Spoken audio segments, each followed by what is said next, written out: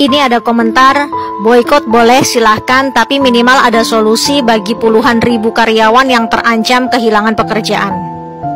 Di Gaza, anak-anak itu tidur dengan perut kosong, minum air tercemar, sakit tak ada obat, tidur tanpa selimut, dan kamu dengan tak ada moralnya tanya solusi.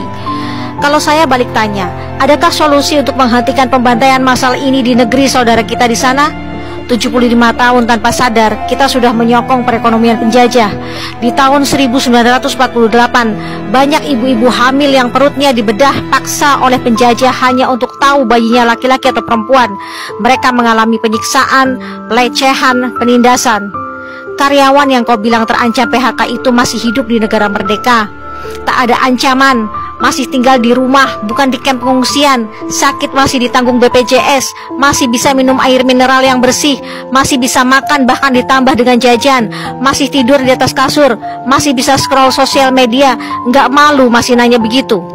Mau kerja di mana? Hello, kamu sepelekan Allah yang maha pemberi rezeki. Kalian pikir Allah hanya mampu memberi rezeki di tempat perusahaan pendukung si kriwil? Kau bilang cari pekerjaan itu tidak mudah. Mungkin iya bagi sebagian orang.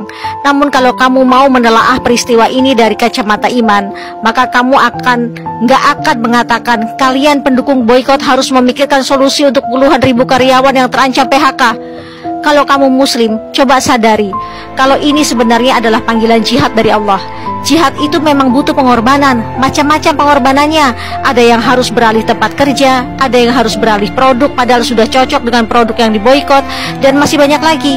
Namanya jihad itu sama-sama berjuang, bukan yang satu pihak berjuang, yang satu minta solusi. Nggak usah caper dengan sok-sokan mikirin nasib karyawan, nggak usah manja dengan minta-minta solusi. Dalam Quran surah Al-Hajj ayat 78, Allah subhanahu wa ta'ala berfirman, dan berjihadlah kamu pada jalan Allah dengan jihad yang sebenar-benarnya. Dia telah memilih kamu dan dia sekali-kali tidak menjadikan untuk kamu dalam agama suatu kesempitan. Ikutilah agama orang tuamu Ibrahim. Dia Allah telah menamai kamu sekalian orang-orang muslim dari dahulu. Dan begitu pula dalam Al-Quran ini, supaya Rasul itu menjadi saksi atas dirimu, dan supaya kamu semua menjadi saksi atas segenap manusia. Maka dirikanlah salat, tunaikanlah zakat, dan berpeganglah pada tali Allah. Dia adalah pelindungmu, maka dialah sebaik-baik pelindung dan sebaik-baik penolong. Kalau kamu muslim dan mengimani ayat ini, maka kamu tidak akan keluar-keluar minta solusi, karena kamu paham boikot produk itu bagian dari jihad kita di sini. Bahkan dalam surah Al-Hajj ayat 78, Allah berjanji sekali-kali tidak menjadikan untuk kamu dalam agama suatu kesempitan. Kamu tanya solusi, ini solusinya, janji Allah sendiri. Kalau kamu imani ini, maka sudah selesai persoalan yang kamu tanyakan.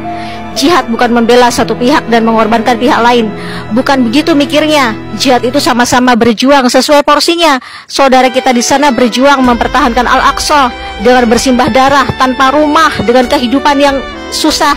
Jihad kita di sini adalah melumpuhkan perekonomian mereka. Perjuangan kita di sini belum ada apa-apanya dibanding perjuangan mereka di sana. Jangan lagi bilang bukan hanya ekonomi skriwil yang lumpuh, tapi ekonomi puluhan ribu karyawan juga akan lumpuh. Hey, kalaupun akhirnya terjadi PHK massal karena imbas pengalihan produk perusahaan pendukung si kriwil, itu bukan akhir dari dunia kalian. Kami yang mengalihkan produksi kriwil tetap belanja, tapi dialihkan ke UMKM, produk dalam negeri, dan ke perusahaan yang mendukung saudara kita. Artinya permintaan pasar produk UMKM dan produk dalam negeri bisa jadi makin meningkat. Bahkan bisa jadi akan muncul brand-brand baru produksi anak negeri.